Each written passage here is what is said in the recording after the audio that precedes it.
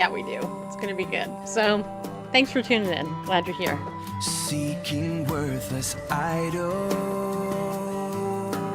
And make this your prayer, because this comes from Like Scripture. sheep, we have all gone astray. We must choose this day. This is it.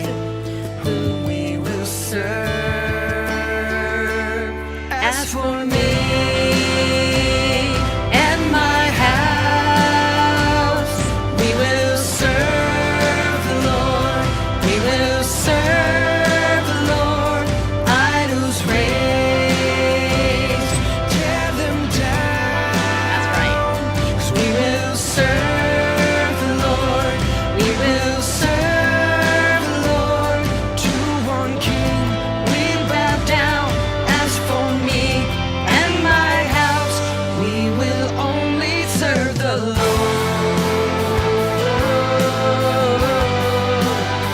And this is the choice that's being laid out for us every day. I'm done with powerless religion. Are you done with it? Done with powerless religion? No more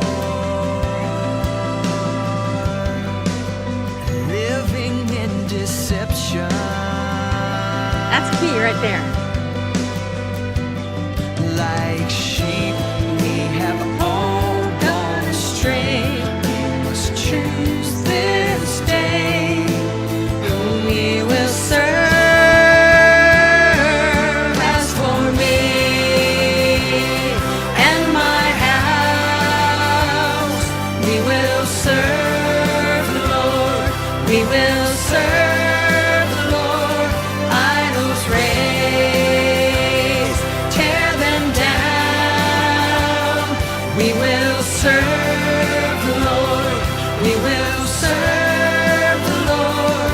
To one King we bow down. As for me and my house, we will serve the Lord. We will cross over Jordan. We will claim what you promised. Yeah, we will. We will cross over Jordan. All right, sing this. We will claim. All right, Bareface, join in and sing this. Ready? Here we go. As for me and my house, we will serve the Lord. We will serve the Lord. Idols raised, tear them down. We will serve the Lord. We will serve the Lord. And we will not give our hearts to another. Will not give our hearts to another. We belong to the Lord. Yeah, we will not give our hearts to another. Will not give our hearts to another. We will only serve the Lord. As for me and my house. There you go. That is John Waller's song, As for Me and My House. And by the way, that's a verse from the Scripture, which is very powerful. Yeah, it is. All right, so today what we're going to do is, today is August 8th.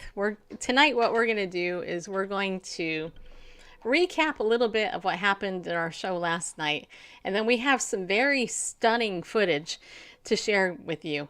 Actually, two videos we're going to share with you. One video is coming out of California from Pastor Rob McCoy. Last night he gave an urgent update about what's going on in his church. He's been served by a judge a restraining order to open his church, if you can believe that. And the other footage comes from 1969 from G. Edward Griffin, who happens to be the famous author of Creature at Jekyll Island. If you've never read that book, it's like this thick. So it would be a long book to read, but I listened to it on Audible. This is Audible. Anyway, if you don't know what that book is about, it's about the establishment of the Federal Reserve and how. Which is neither federal nor a reserve. Right, and how it's just, it's like this secret arm of our government that's really not part of our government, but somehow it plays a big part in our government. Well, it loans money to our government. Yeah. It's the notes that the money that if we carry cash, it's the Federal Reserve note. Yeah. Yeah. Yeah. So this note is legal tender for all debts, public and private. Right. Yeah. Backed by nothing but the decree of the Federal Reserve Bank. Right. Again, which isn't a United States government institution and is not a reserve of anything, any kind of precious metals or anything. Yeah. So let's go ahead. I want to clear something up.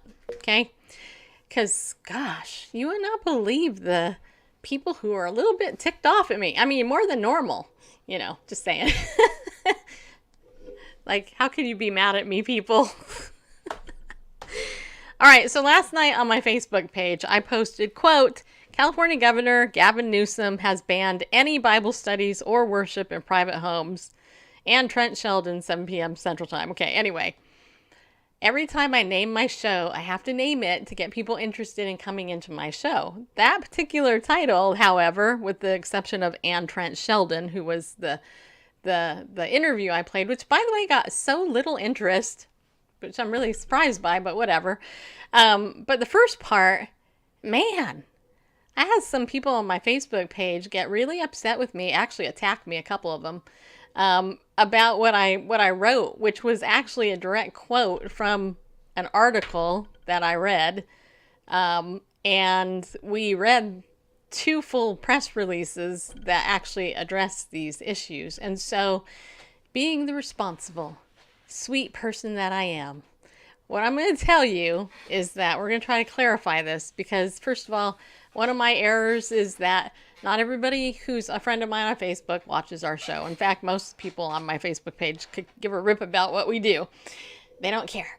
The main people that really like our show actually really care about what's going on. And they understand what we do. And I'm used to being misunderstood. I'm used to being attacked by people, especially liberal Christians. And I'm used to people misconstruing what I say. I mean, that's part of the job, right? So people are mad because they think I stated an untruth, which I didn't. I did not state a lie. And anybody who watches this show with any regularity and for any length of time knows that if I ever make a mistake, I'm the first person to admit it and then fix it, right? And I mean, that's why I've had people like Scott watch our show like for 15 years, practically the whole time we've been doing it. Why? Because it has conflicting info on it. Because if you read one part of it, it looks like, oh, you can go do this, this, and this.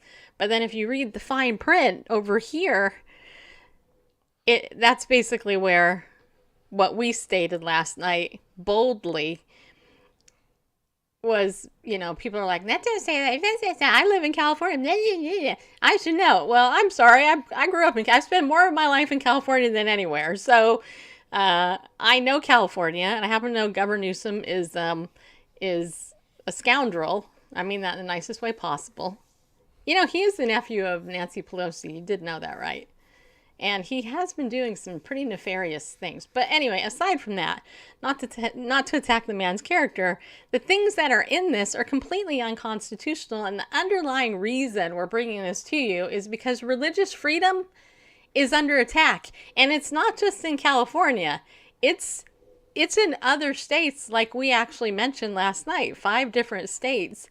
There are lawsuits pending because of what's going on with the COVID thing, which frankly I think is, well, we'll get into that in a little bit. But Randall, do you want to go ahead and make some clarifications? Sure. As the husband decides to clean up the mess the wife No, made. I'm just kidding. I'm not. I'm just not a little upset with people. Oh, it doesn't say that, and Right. basically calling You a liar. That is not too cool. Right. Well, Well, the thing is though, is that anybody that knows me knows I wouldn't sit behind this microphone and say stuff that's not true because I have enough people calling me out. I mean, if I make a mistake about anything, I can say one word wrong, somebody will message me. I'm used to that. So it's like, oh, you said that wrong. Yeah, I did. I mispronounced ruin. It's rune. No, I'm just kidding. Okay, anyway.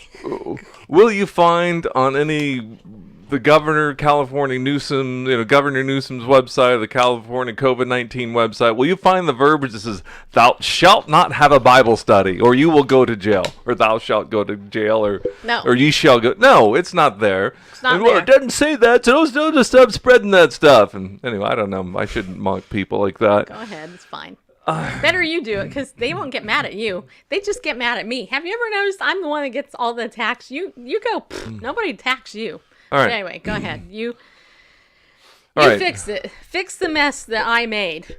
All right. Let me make a mess. I know. All right. I'm just taking personal responsibility for people's not reading the fine print. Okay. Okay. Okay. Well, let me do this. Okay. All right. On the covid19.ca.gov website, especially the /stay-home-except-for-essential-needs, covid19.california.gov, stay home except for essential needs, that page of the California COVID-19 website, there are these facts and can I get a haircut and stuff like that. I need a haircut. Yeah. And just so you know that I'm not pulling this out of, this isn't stuff from just something I typed up. I took some time rather than scroll through the site and expand this and expand that. On that site, you will find this verbiage here. That indoor gatherings continue to be prohibited at this time. Let me move that over a little bit for you there. And it says some outdoor gatherings are no longer legally prohibited. Okay, so what's a gathering? Okay, well, a gathering. Apparently, okay. Better make sure you get that right, or Don Morris will let me know. Yeah, Wrong. I can't. Is this the California site or the The first San one you Mateo? gave me, it's the San whatever site. San Dimas, I think. No, not San Dimas. Okay. Come on, let me. Better get this right, or somebody's gonna Yeah. write you. All right, the mess Santa with you. Clara County site.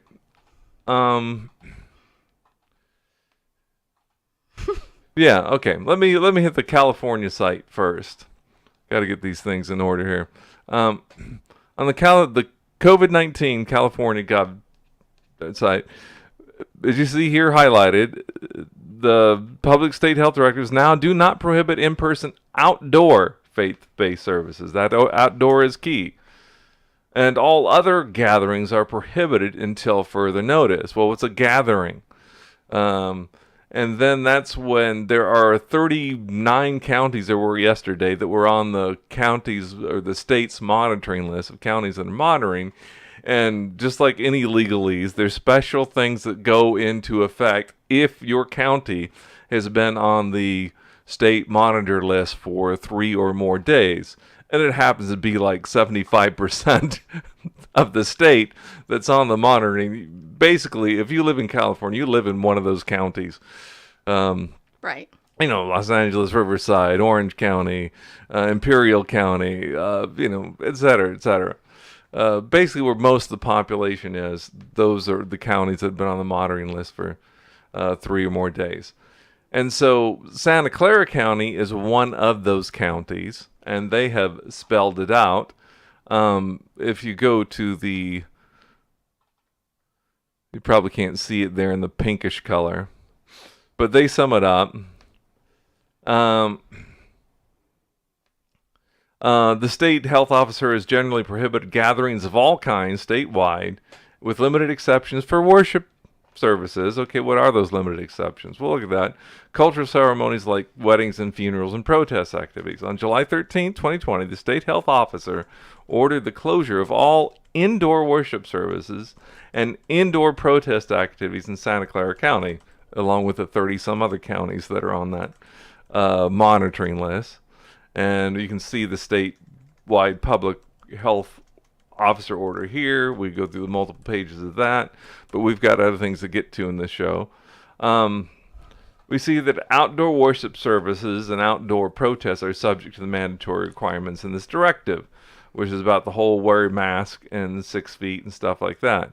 Now here's this section here, and it's kind of small, so I promise you, this here is just that section blown up where you can read it and highlighted. It's not made up. It's right from the site. It says, accordingly, all indoor gatherings continue to be prohibited at this time. Well, what's a gathering? Well, it defines it for us here. A gathering is an event, assembly, meeting, or convening that brings together multiple people from several households into a single space, indoors or outdoors, at the same time in a coordinated fashion, like a wedding, banquet, conference, religious service, festival, fair, party, performance, barbecue, protest, or picnic. So you people living in one of these 30-some counties, you can't have people over to your house for barbecue legally. But religious service is mentioned in those, what a gathering is. Well, a Bible study, that's not a religious service. I guess that's between you and the arresting officer or the judge that went, that issues a bench warrant for your arrest. You take it up with them.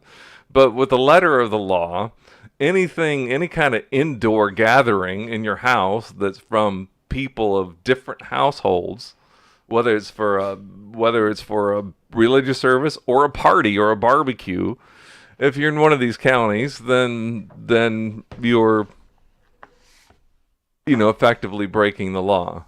So will you find thou shalt not have a Bible study or thou shalt go to jail written out? No.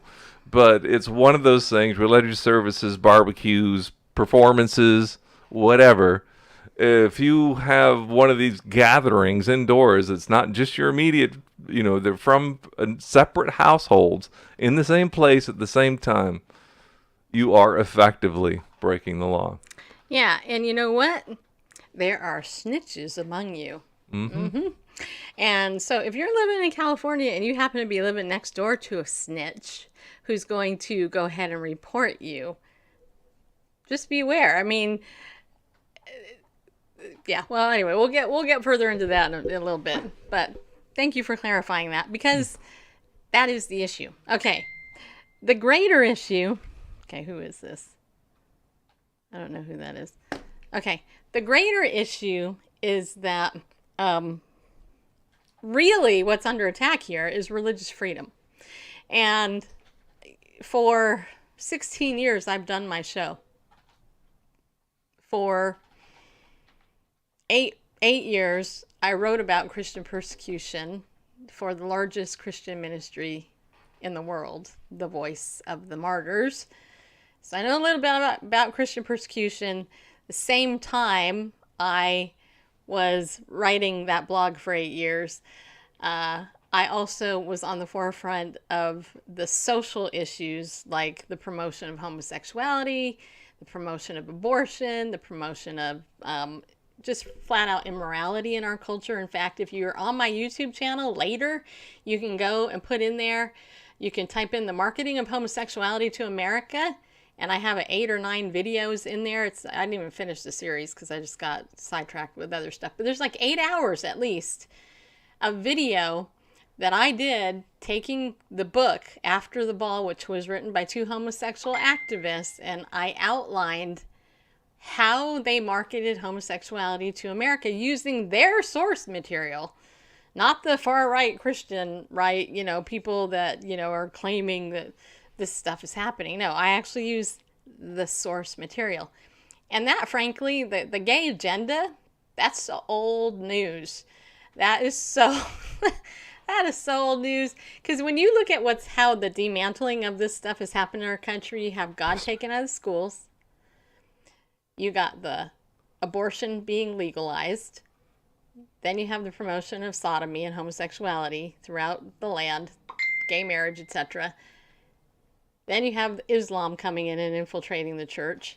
And then you got the laying down of socialism and Marxism, or right now the issue with Black Lives Matters and the intentional disruption of our culture, where there are things happening right now, right under your nose, that some of you are watching and you're freaking out about, but eventually it's going to be all over America because that's part of the plan. My purpose as a watchwoman on the wall here is to bring it out and say, all right, people, if you're a person of faith, you have an option, and the option is you either serve the Lord or you don't, right? There is no middle ground when you're a Christian. You're either all in or you're not. And I'm trying to warn the church in America, and I've been doing this for a long time, okay? But now it is here, and pastors are this close to being arrested. And we're going to show you a pastor right now, Pastor Rob McCoy, who was just served by a judge to shut his church. And he did this video last night, August 7th, 2020. So let's watch it. This is in California, by the way.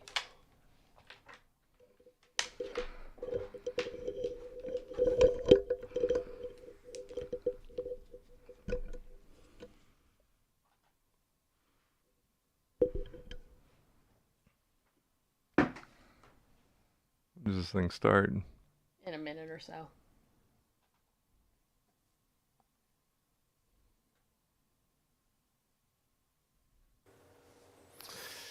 Happy Friday evening, everybody. Some of you are probably tuning in today, wondering what happened with the court hearing. And, well, it was an interesting day, to say the least. I have in my hand the Superior Court of California, County of Ventura, and the judge heard our case today. Basically, the county wanted to establish an emergency TRO, temporary restraining order, against Godspeak, primarily myself, and as it will list in the orders, 1 to 1,000 does, which is congregants or visitors that would darken the doors of this church. They're going to give you a citation. And they were asking for this, according to Dr. Robert Levin, MD, who is the health officer of Ventura County. And this was instigated in a 3-2 vote by our county supervisors. The folks that voted in favor of us were Kelly Long and Bob Huber. But the one who instigated it was Supervisor Linda Parks, who is our supervisor here in Thousand Oaks. And she was joined by Supervisor Steve Bennett and also John Zaragoza. And Supervisor Parks, her desire is she doesn't want to make me a martyr, so she wants to make sure that 1,000 of our congregants will be cited.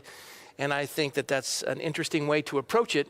And then in addition, they didn't want to have this on their hands or be politically affiliated with it, so they used county money to hire attorneys to then litigate it with the judge, and the judge would give the order, and now the onus falls with the judge that if we violate it, we go to the court, and we are no longer in the hands of the supervisors.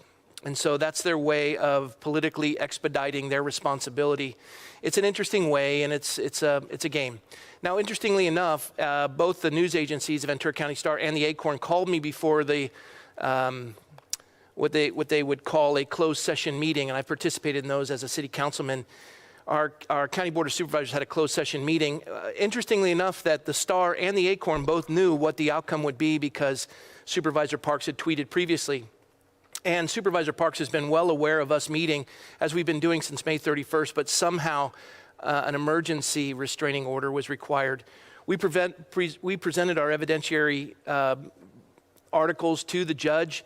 He had read them all. He said he was very concerned with religious liberty and the First Amendment, and that at the conclusion of our hearing, which I believe our counsel presented an amazing case, and we quite honestly asked, what is the emergency, since the county has known this? And they didn't have a good answer, and what they said was not factually true, but it wasn't tested according to our evidentiary and what we are on record as stating.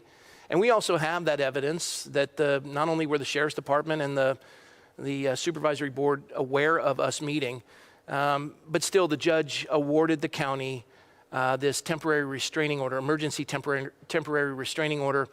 that prohibits us from meeting in the church. If we do, we're fined. Even though we stated to the judge that for us to meet in a park would be impossible, 1,500 people, what park? Secondly, we've had threats here and protesters, so our people would be in danger. And then in addition, a member of our own staff has a sun allergy, which is an ADA issue, and that was just overlooked. And we had presented the idea that 1/100th of 1% of the population of Ventura County, that's the death rate. Tragic as it is, the little over 80 of our citizens who have died. But the part that we're taking into consideration is that businesses have been shuttered. 65% of our restaurants won't reopen. Family businesses have been destroyed. Our children have been shuttered out of schools. The trauma upon them, and as we've had psychologist Dr. Sean A. Anderson and a number of others come and share the ramifications of these draconian measures. And then in addition, our county supervisors, especially the three I listed, which is Linda Parks and John Zaragoza and Steve Bennett, releasing convicts into our streets, and now they're coming to arrest Christians who want to worship God. What's happened in America? We haven't had one case of COVID-19 in our church. We've been open since May 31st. We presented all the issues. We've looked at the data. We've had 130 hours of live stream with over 7 doctors testifying. We've done our homework, and yet we're silenced. And that brings us to the place where we are now. As a church, we have been ordered by the judge to remain closed. This building, by judge's orders, is not to be occupied by Rob McCoy or 1 to 1,000 does. And I wish it didn't have to come to this. I really do. But we will be violating the judge's order. We will be open this Sunday. Now, I don't know what that means as far as who's going to stop us, but we're planning on having services at 9, 11, and 1. We're going to keep worshiping God. If they seek to arrest me and the 1,000 of you, it's almost like the first 1,000 get a prize. You get a citation. It's a misdemeanor. You want to be one of the 1,000? Come. Supervisor Parks thinks that you won't because she thinks that they're trying to avoid me being a martyr and the shame that no one else is going to show up because we're too afraid of their draconian measures and that they somehow have this authority over us. I understand Supervisor Parks is afraid, but as we saw with Dr. Sean A. Anderson last night, looking at what motivates fear, their fear does not remove our rights. And more importantly, our rights are secondary. What I am declaring is the fact that, as we saw last night, a 5 times greater suicide rate for those who can't go to church. Why would you do that to us? Why these measures? The county's cure is worse than the danger of the virus itself for how it's devastated our community. And now you're telling us we can't worship God when there hasn't been a single case. I've been tested. I'm negative. We'll give plenty of testimony, but we weren't given that chance. Arbitrarily, we're shut down. And so we'll be open. I wish it didn't have to come to this. We never wanted it. But it was Supervisor Linda Parks who pushed this. And I'm sad because I like her as a person. I think highly of her. The way that she cared for the community during the fires and during the borderline shooting, she's a remarkably resilient woman.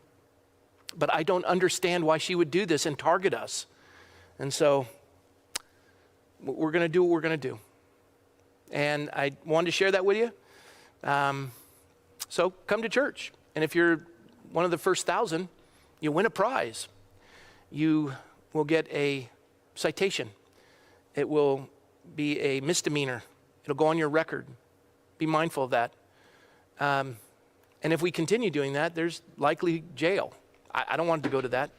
I really kind of enjoy being a part of the community. I didn't know that this community releases criminals and then arrests pastors and congregants. When's it going to stop? And how far are they allowed to go?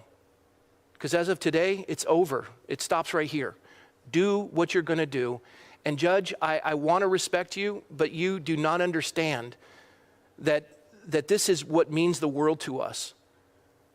And you said you believed in religious liberty, and yet you came out and said on a scale of 1 to 10, this is a 10.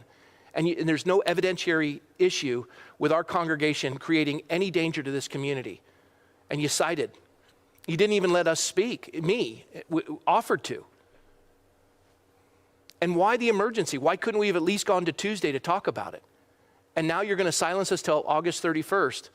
We want to worship, and we're going to worship. And with all due respect, understanding that you worked hard to be that judge, and we're grateful for what you do, in this case, we're going to worship the Lord. Our community desperately needs this. It's critical to us. We are essential.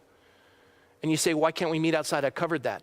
Death threats, we have ADA issues with folks that are allergic. We laid that out. We gave that case. And where are we going to put 1,500 people? So, keep us in prayer. Come out and join us. I know that there's going to be a lot of people coming out. We've been getting calls from all over the country.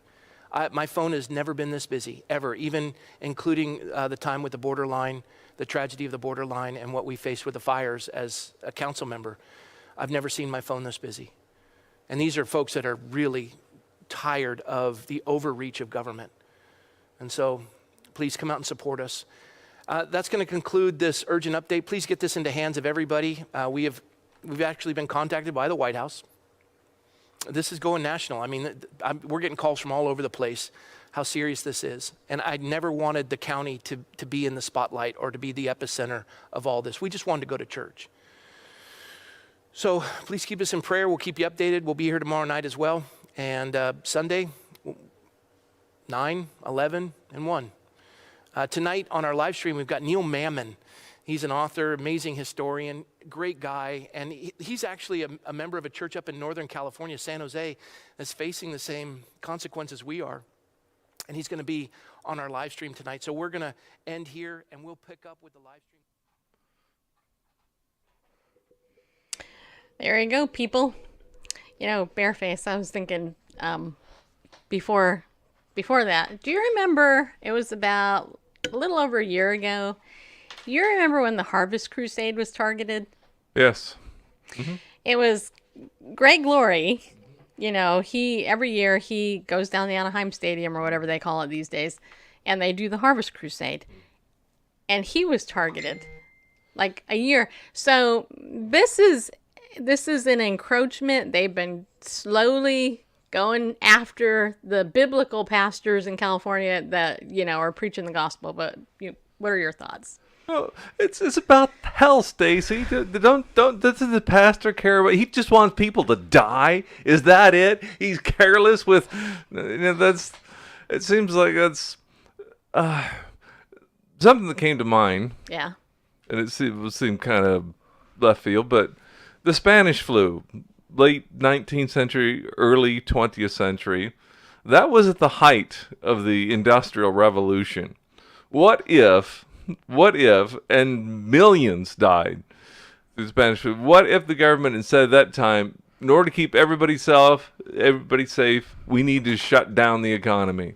We need to shut down the railroads, because people from different places getting in small train cars we need to shut. We can't have people working in factories. Basically, what's happened this year. Where would we be today if at the height of, when, maybe, Greenpeace, be happy, the earth worshippers would say we'd be in a better place. But the things that we enjoy today, like this live stream, I don't know if we'd be at this place if all that had been shut down during the Spanish flu. And COVID-19 is a real thing. But like he mentioned, the cure is worse than the threat. Right. We've got 65% of restaurants in their county that will never reopen. Okay, well, so they were rich fat cats with their restaurants anyway. No, I don't know if you've ever been in the restaurant business with very slim margins. And that restaurant maybe was bringing in, $2,000 a day, but I bet their expenses were something like $1,900 a day. But it's not just the restaurant owners, it's the people that worked there out of a job. And that's like an entry-level job for a lot of people, in high school, college, we've had the U.S. government put out $2 trillion in 1 month, which is typically what they usually spend in a year and drive us further into debt. But yeah, we can't have a barbecue in your house if you're in one of these counties in California. We can have it outdoors. You just can't invite anybody inside. As soon as you do, you're breaking the law. No sorts of indoor activities, worship service shut down. It just, et cetera, et cetera. It's dismantling the fabric of society, economically, spiritually, socially. It's all, and I'm not saying the disease isn't a real thing. It's just it's a convenient vehicle for the Marxist elites to tear down the structure of.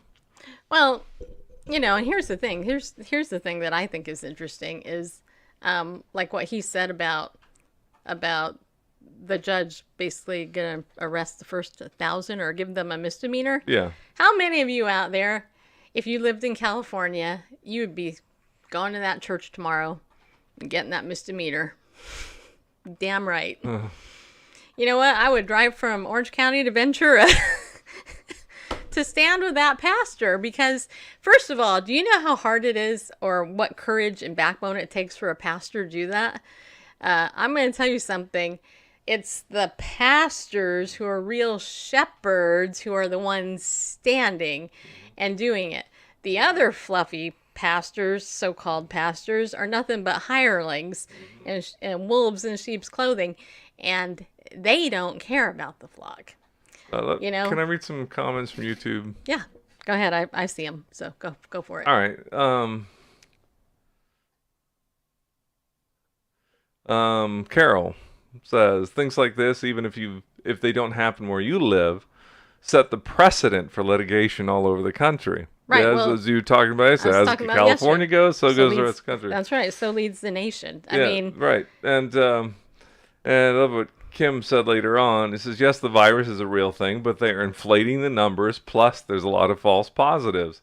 And then you throw in it, that right. the hospitals and the clinics get paid $30,000 or whatever to say that it's a death due to COVID. And right. Danielle over here on Periscope, she's saying here, it's illegal for the government to do this. Yes. That's exactly the point. The point is this is tyranny. Yeah. And the point is we have religious the Alliance Defending Freedom and Liberty Council.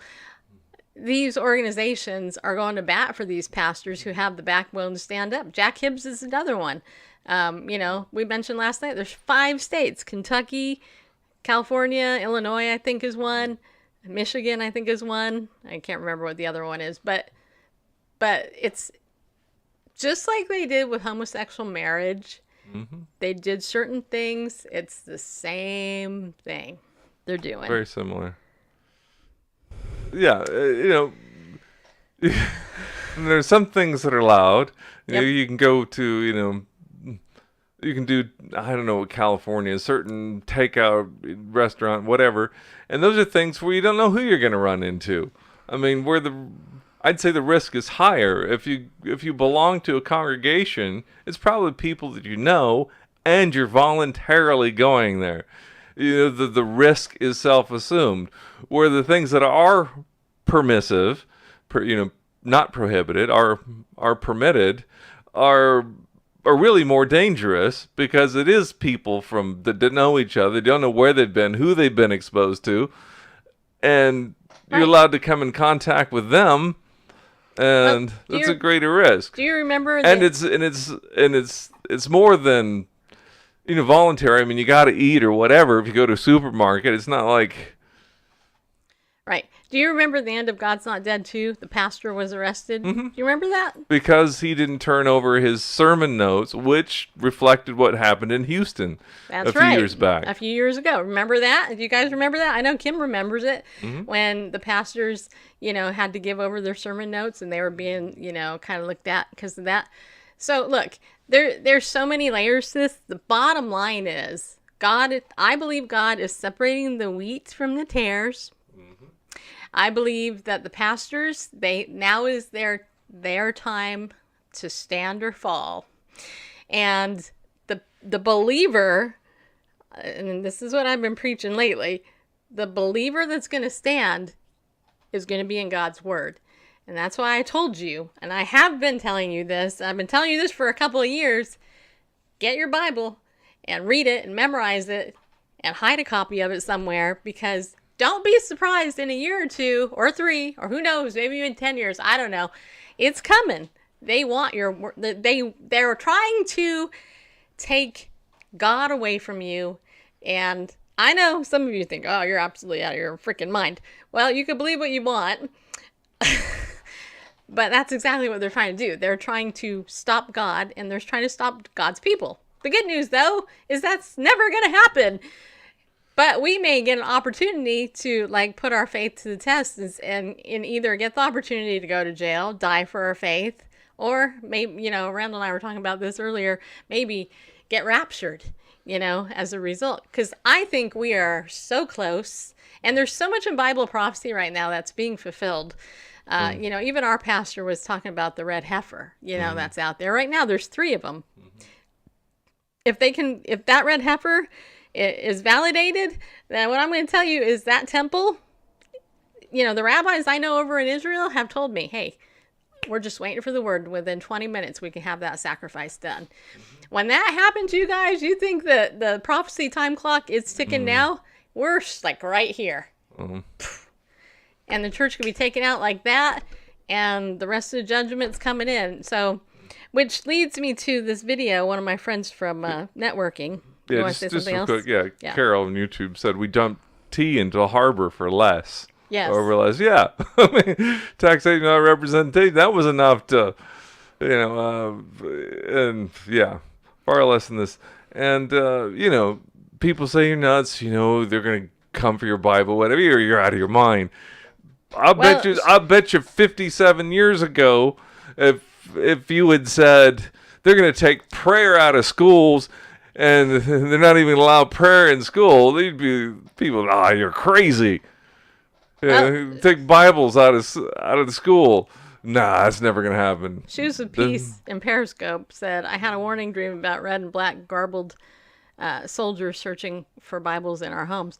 You know what's really weird is I have had some dreams in the last couple of months.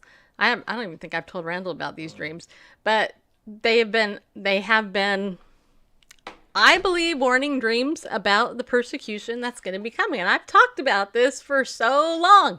But anyway, so a friend of mine sent me this video. So this is G. Edward Griffin, who wrote the book Creature on Jekyll Island, which we talked about at the beginning of the show. Huh? From Jekyll Island. Okay, from Jekyll Island. Yeah. And so, I love it when Randall corrects me. Sorry. I hate it when he corrects me, people. Oh, I just wanted them to be able to, I guess they would have By found the the way, book by speaking themselves. of bareface, I have to tell you something about my handsome, hunky husband. Next week, we are not doing a show on Saturday, people. I have pulled the plug on Bible News Radio on August 15th, 2020. We are not doing a show next Saturday. You can mark that on your calendar. You know why? I'll tell you why. Because 28 years ago, August 15th, 2020, I said I would marry that handsome, hunky honey. You can do it. Handsome, hunky husband of mine. When he had no gray hair. And it's our anniversary, so we decided we're not going to do our show. Sorry. Not sorry. But we will do a show on Sunday. But just so you know, we're taking Saturday off. Maybe we'll do a show in the middle of the week. I don't know. But G. Edward Griffin, if you have never read that book, The Creature from Jekyll Island, is that right? Yes. Okay. Get it on Audible. It's a big book, but you can get it on Audible. It's a classic. It's actually very well done. This is G. Edward Griffin in 1969. Just so you know, I was born in 1968. I'll be 52 this year, so this is like 51 years old, this footage? Listen to what he has to say in this video, and then think about what's going on in America today. I think you might see some parallels, or you might go, huh, I wonder if this is a coincidence. This is going on. Check it out.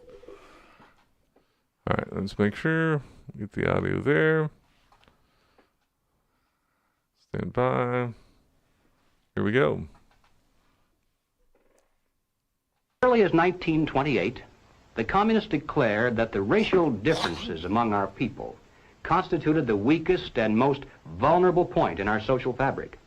By constantly probing and straining at this one spot, they calculated that eventually the cloth could be torn apart and that Americans could be divided, weakened, and perhaps even set against each other in open combat.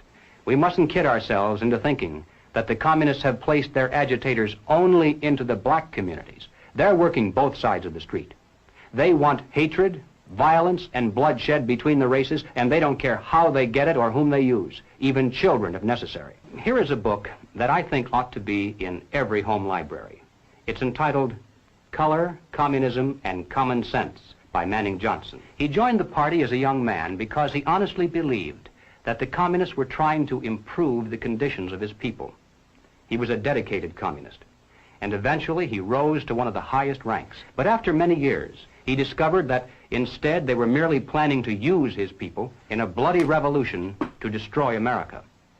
And when he woke up to this, he dropped out of the party and devoted the rest of his life trying to alert his fellow citizens of all races to the true nature of the Communist Party as he knew it to be from the inside. Manning Johnson said, "Black rebellion was what Moscow wanted. Bloody racial conflict would split America. During the confusion, demoralization and panic would set in. Then finally the Reds say, workers stop work. Many of them seize arms by attacking arsenals. Street fights become frequent. Under the leadership of the Communist Party, the workers organize revolutionary committees to be in command of the uprising. Armed workers seize the principal government offices, invade the residences of the president and his cabinet members, arrest them, declare the old regime abolished, establish their own power." Now, here is a piece of vicious communist propaganda that perhaps some of you have seen. It's called The Crusader. It's written by Robert F. Williams, one of the organizers of the Revolutionary Action Movement. In this issue of The Crusader, the communists call not only for extensive chaos within the cities, but for putting to the torch every village, every forest, every field, and every barn. The plan is for raging fires from one city to the next. The reason? Well, first, there's the value of sheer destruction. Secondly, it would force us to deploy our defenses and rescue units over the widest possible area. The communists point out that as long as our police and National Guard remain concentrated, they're invincible. But if they can be forced to spread out over the entire city and into the countryside as well, then they can be picked off from ambush one by one. And the third value of massive fire to the communists is psychological. The average American, they say, soft and decadent, when he sees billows of black smoke rising from one horizon to the other, when at night the only light he has to see by is the flickering red from flames leaping into the sky, he'll become paralyzed with fear and panic. He'll run away and hide and do nothing to interfere with the guerrilla bands as they strike at the community's power centers. The Crusader explains how to set up sniper units in crowded metropolitan areas, how to manufacture jumbo Molotov cocktails, the gallon jug size, and how to mix the gasoline with certain ingredients to make it burn like napalm, how to pour gasoline into utility manholes in the streets to set fire to the main telephone cables, how to put sulfur tips from matches into air conditioning units and blow up large buildings, how to ignite gas mains and oil storage tanks. It explains how radio-controlled model airplanes can be used to fly explosive charges over heavily guarded fences into gasoline storage areas or munition stockpiles. It even calls for infiltration into the National Guard units, revolutionaries posing as non-militants for the purpose of getting free military training and for gaining access to critical military supplies and heavy weapons. And then, finally, Robert Williams says this: any all-out minority revolution must create a state of crisis wherein almost all of the male population would be forced to remain in their homes to protect their property and families. The middle class is very large, but it is not accustomed to deprivation and terror. Because of its affluence, it has waxed soft. It has no stomach for massive fire, blood, and violence. The motive force behind its life drive is its endless pursuit of prestige, conspicuous consumption, and sensual pleasure. A few years of violent, sporadic, and highly destructive uprisings will set the stage for the grand finale.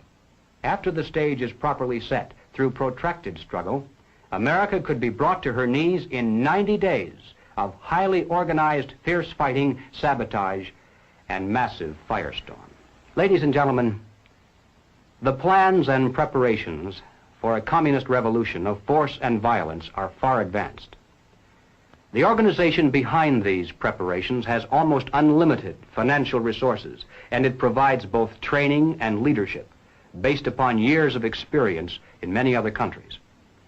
Our enemies are deadly serious about their task, and it's nothing short of national suicide for us to continue to ignore their plans and their progress. The violent revolution becomes of primary value to the communists to the extent to which it can be used to condition the masses psychologically to accept the non-violent revolution, which is offered supposedly as the only alternative.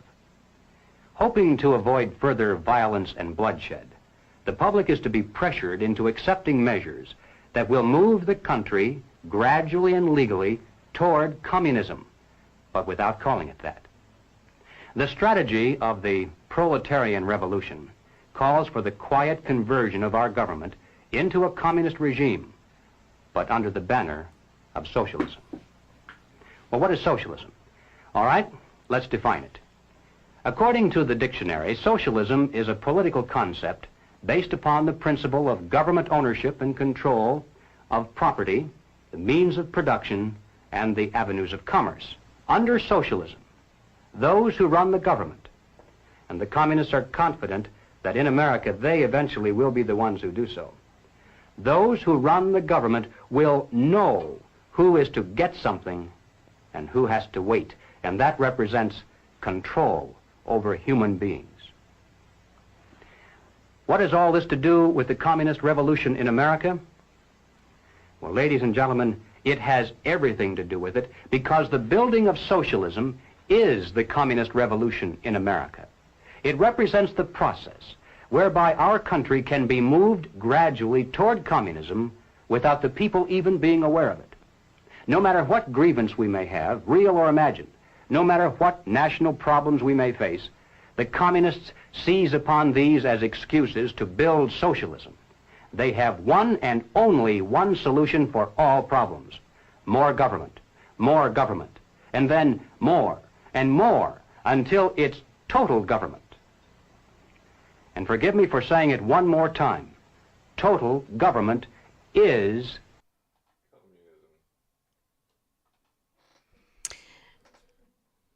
Yeah. What'd you think of that, huh? By the way, I want to let you know I looked up the book Color Communism and what was it? Color Communism and Common Sense.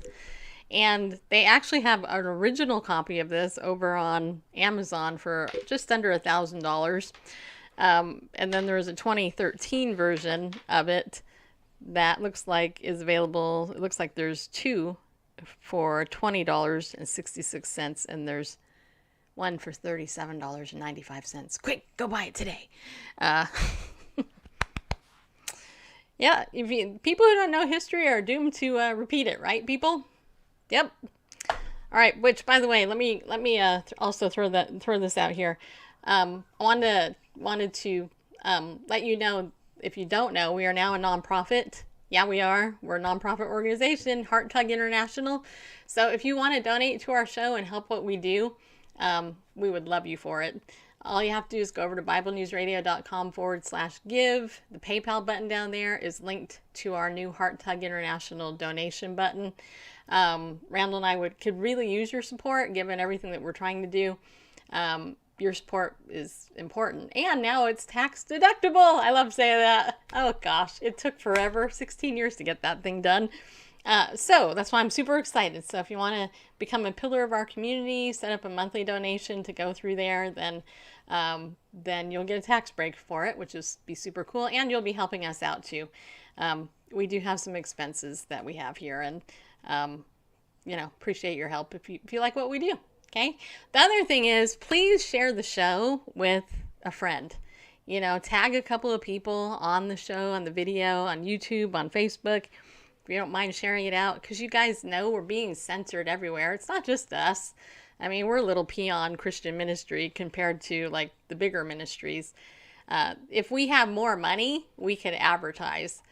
That's what your donation will help us with when you do that. It will help us promote the show and get more visibility so that more people can hear what we do. Because I guarantee you guys, you're rare. Most people don't think the way, if you're tuning into this show, you're not tuning into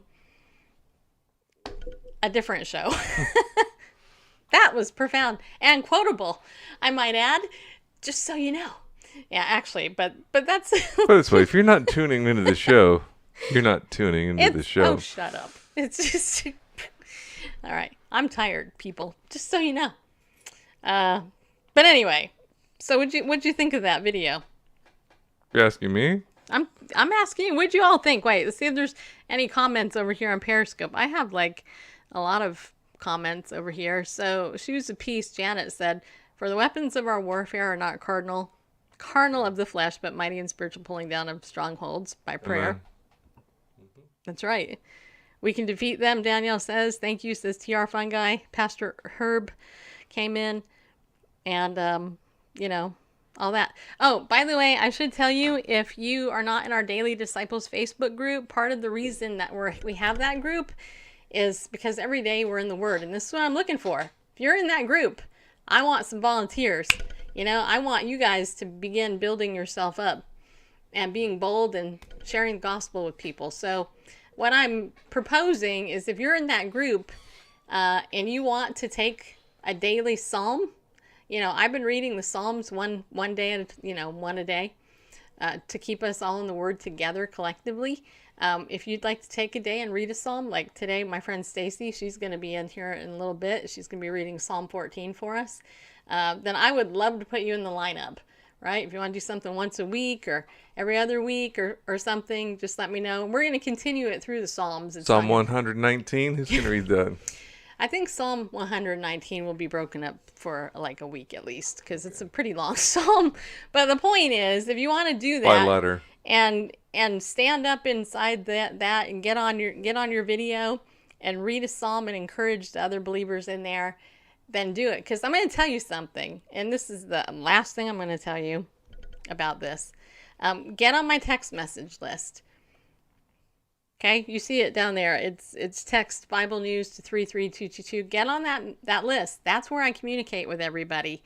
And you know what? Write down the phone numbers of your friends that are believers. Get their address, because there may be a time in the not too distant future where they're going to try to cut us off from social media, and they're also going to try to control things with the church gathering together. And I'm not trying to be a fearmonger, but there's a reason there's an underground church in North Korea and China and other places, and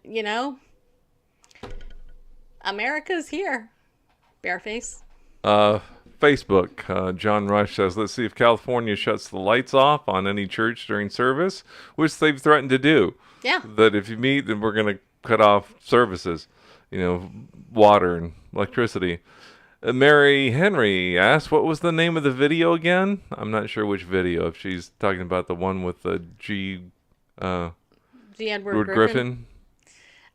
So Mary, well, I can send it to you on Facebook. She just said, "I haven't figured out what time Pacific time you are reading Psalms. Did we share screen, or do you record it? Or do you record it? Or do you record it? Or do you record it?" We go live in Facebook, and then it records it in there. So whatever time you want to do Whatever it. time you want to do it. Yeah. Me doing it with my nutty schedule is like, okay, I try to do it in between my networking meetings and pickleball and doing other stuff like Bible study for people. It's like, it's my schedule is it's set in certain ways, but not in other ways. So that's why I was thinking it'd be great if I had other believers in there, taking a day, just like kind of modeling it after my call that I do every day in the morning with Legal Shield. I'm on this call, but at 5 days a week, it's not the same person leading that call. It's 5 different people that lead a call every day. So just do it yourself. Just Right. whenever it's convenient for you. Stace will work out the schedule, right, and designate Yeah. people, and then just whatever time works for you, get on there and read a psalm. Yep. As long as it's done that day, because I don't want nobody missing a day. Don't be missing days, people. Well, I mean, seriously, it's Because it's a schedule. because it's daily disciples. It's, Yeah. we're disciples every day. What else was I going to say? Tuesday. If you guys want to come to my Bible study on Jude, also message me and I will get you on my email list. If you're already on my email list, you don't have to message me, but that study is this week in Jude, 7 p.m. Central, 5 Pacific, 6 Mountain, 8 Eastern. Okay, so I want you there at that. We had a good study last time. It's only every other week, an hour, give or take. Some of you are in it, so hopefully more of you will come, because this is where the relationships are being built and the community is being built, and you're gonna need it. You need a local community as well. Those of you who don't have a home church or something, you need to find some fellowship locally, because when they decide to go full out with us and the church as a whole, you're going to need a embodied person, to help you with that. So, so just be aware of that. It's very important to do that. Maybe not as convenient for you, but it's just as important. So, I think that's it, right? Does anybody have any comments or questions? Can I answer any comments, questions? Do you guys like this show? This type of topic? What do you think? Give me some feedback. Seems like there's a lot of you in here for some reason. I'm all shocked. Hey, people showed up for the show tonight, bareface. Usually people are like, wait, where are you at? No, I'm just kidding. So, yeah, I don't know. Periscope, my numbers on Periscope are pretty low. It kind of makes me laugh. I'm like, okay, whatever. The way I look at it is, if you're here, then God must want you here. Okay, good. Angie says yes. All right. All right. So, my friend Stacy is going to be over in Daily Disciples reading Psalm 14 today, probably in a little bit. And those of you who, like I said, join my email list, my text message list, if you need help getting on that, just message me. I'll put you on it. And then hopefully I'll see some of you on Tuesday night. And of course, keep the church in your prayer. Keep President Trump in your prayer. And keep all of the, one of the things that we've been going through in the book of Psalms is, David, he's been praying a lot about his enemies, right? Pray for the salvation of those people, who don't know the Lord yet. I mean, that's what it's really all about. It's not like wanting to destroy the wicked. That's God's job, and he will. But he saved you by his grace if you're saved. And so your job is to pray for the brethren and pray for the conversion of people like Gavin Newsom and Nancy Pelosi. I mean, pray for these guys. Can you imagine? I mean, this is what I always come back to. Can you imagine if Gavin Newsom got saved? I mean, just think about it. Here is a persecutor of the church. Wouldn't it be super awesome if he got saved, just like Saul of Tarsus did? Saul of Tarsus, the very first words Jesus ever said to him was, Saul, Saul, why are you persecuting me? He wrote most of the New Testament as inspired by God. So just imagine, if he got saved. I guarantee you there is a revival happening in California, and I believe it's gonna sweep the nation. If we're paying attention and we participate. God is on the move and he's coming back. So we don't have to fret or be worried. In fact, I was talking to my dad yesterday, 92 years old. And he said to me, what did he say to me? Wait, hold on. I want to make sure I get this right because it was so profound I wrote it down. Wait, hold on. I'm going to look at my notes just to make sure I got it right. Yeah. You quote my dad on this. My dad said, worry makes it worse. So if you worry, it's making it worse, people. And we don't have to worry. God is in control. And I say, instead of worry, worship. And it'll all be good with your soul, people. Yeah, it will. So we'll be back tomorrow night. Randall's going to go ahead and look at Jude.